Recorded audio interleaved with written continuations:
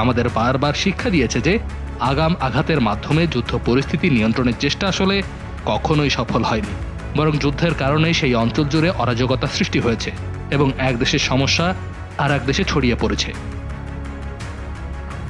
2003 সালে ইরাকে আমেরিকার আগ্রাসন একটি বড় উদাহরণ। তখনও বলা হয়েছিল ইরাকের পারমাণবিক কর্মসূচি বন্ধ করতে হামলা চালানো হচ্ছে, কিন্তু বাস্তবে ইরাকে কোনো গণবিধ্বংসী অস্ত্র পাওয়া যায়নি।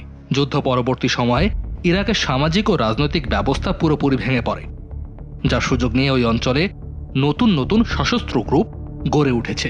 এর ফলাফল হিসেবে সৃষ্টি হয় আইএসের মতো ভয়ঙ্কর গোষ্ঠী।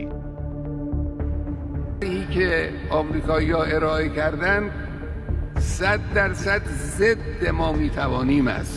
এই মুহূর্তে ইরান হচ্ছে মধ্যপ্রাচ্যের অন্যতম শক্তিশালী প্রতিরক্ষা ব্যবস্থার অধিকারী একটি দেশ। ইরানের রেভলিউশনারি গার্ডস IRGC এর প্রায় 1,90,000 সক্রিয় সদস্য ও